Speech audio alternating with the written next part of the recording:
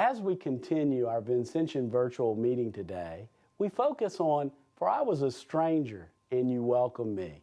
Who are the strangers?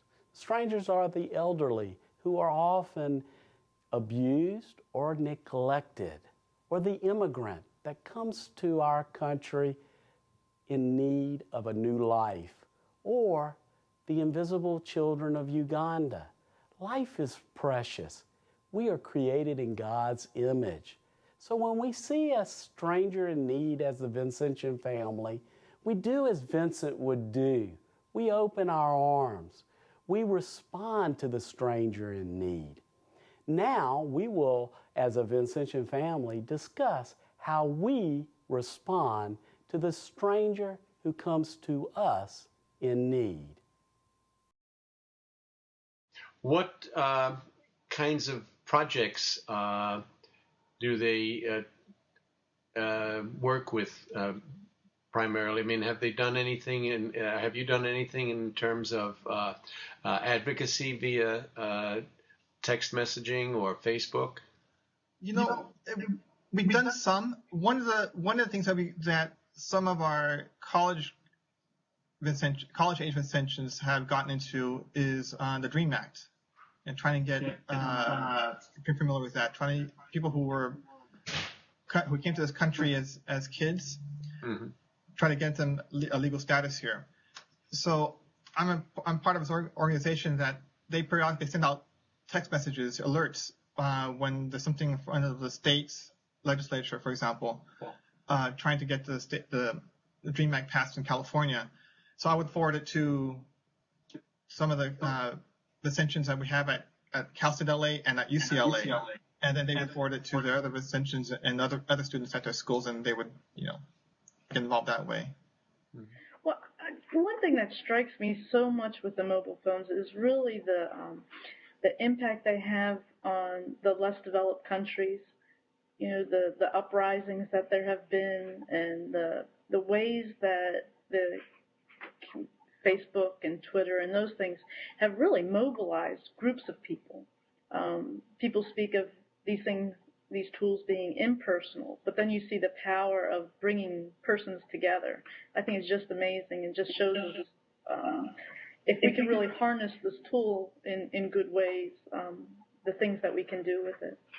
Yeah. That's a very interesting point, that it's not only a tool of interpersonal communication, but it's a tool of mobilizing and building community, and that we've just begun to scratch the surface of that.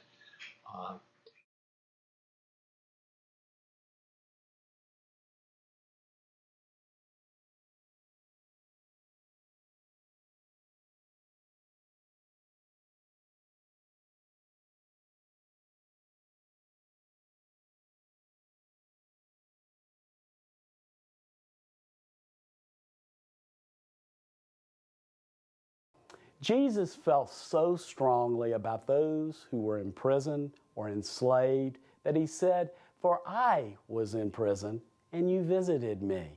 He made it clear that as a Vincentian family, we are to respond to those who are enslaved, not only by being in prison, but also those who are trafficked. The United Nations reported last year that over 4 million women and children and men were being trafficked. That is a horrendous worldwide epidemic that we as a Vincentian family are called to respond to this horrendous issue.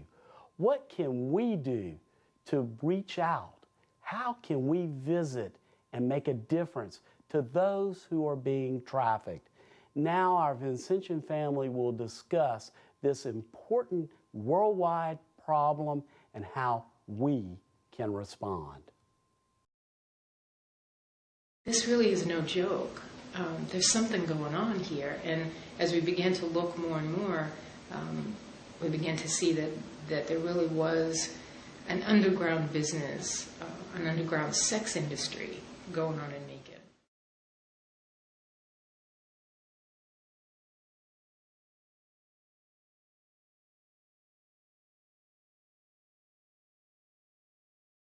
The one thing we attacked initially were the billboards that lead into Macon. The Take Back the Sky program, or campaign as we call it. We looked at the advertisers. Who is it that owns these billboards and allowing these signs to come up? There were at least 20 of them. I mean, that's what leads you into Macon. So we put up our own 2 billboards that just plead for an end of human slavery in Macon. And that got attention. Nobody cared that Tokyo Spa and Emerald Spa and Soft Hands Massage Parlor was advertising that you could request an Asian or an American or a Hawaiian or a Latina as your massage therapist. Nobody cared about that. But when we put up a sign that said, "Stop human trafficking in Macon," people started to notice.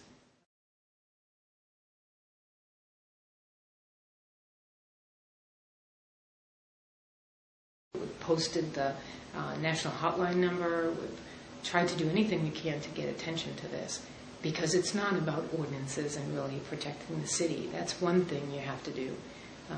It's about the victims. When someone asks me, what keeps me up at night, it's the fact that 5 blocks away, there's the potential that somebody is being enslaved, that there are women who are brutalized every night in the city of Macon. And I can't do much about it, but continue to bring people's awareness to it and hope that the police and the government will do something to help.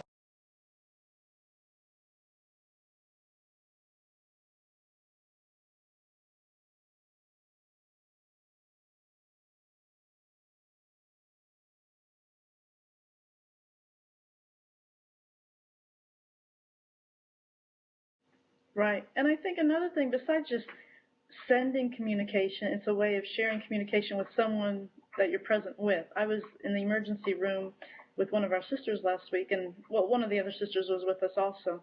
And as we're sitting there passing the time, I pulled out my cell phone and I showed her the videos on the vocation stories of the Vincentian superior generals, and shared other information that I had come across. And so it's a tool not just to use to send to somebody, but you can use it with someone who you're sitting with too. Yeah. So there's a social dimension in sharing material.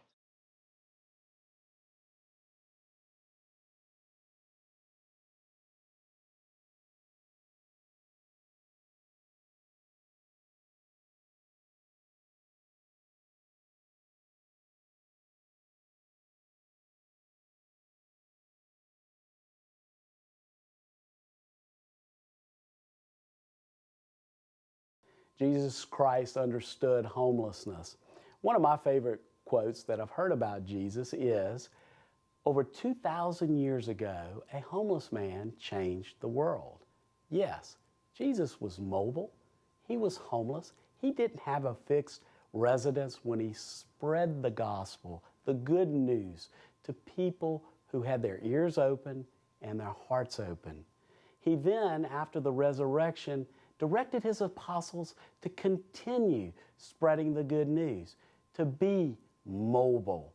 How can we use the mobile phone to respond to homelessness?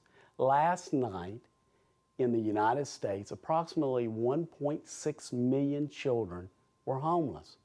They were either in a homeless shelter or in a residence that had too many people in one home, and that meant they suffered tremendously.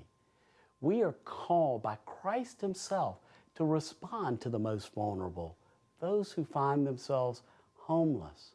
How can we use the mobile phone to make our world a better place for those who have no place to call home? Earlier, we talked about Vincent using the mobile phone.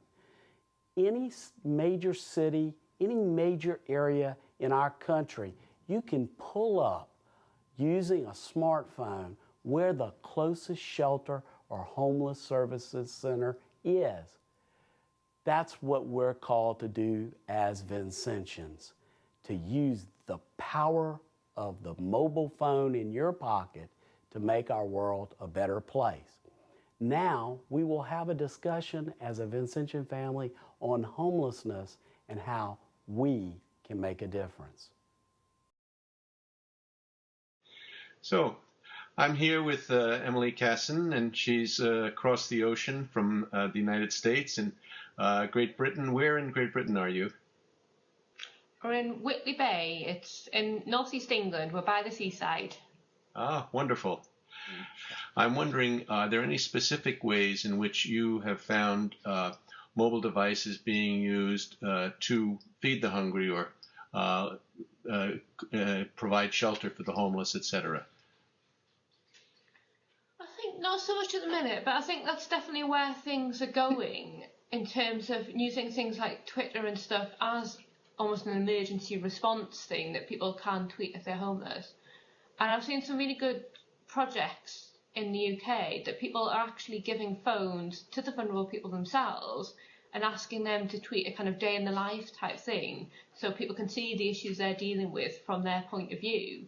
So I was kind of interested to learn in the process of these 6 weeks with exploring the use of mobile devices that there's a study that in Los Angeles, homeless youth consider mobile phones more important to them than food. That this is their lifeline to whatever social structure they have, and they rate it that highly. And then there's a study in not a study, a website in New York. It's called Underheard, and what they did was they, through a grant, they gave cell phones and set up Twitter accounts for homeless people. And the caption that they use is "Fighting Homelessness, 140 characters at a time," and asking the homeless people to speak in their own voice through Twitter. And they've gotten some very interesting results with it.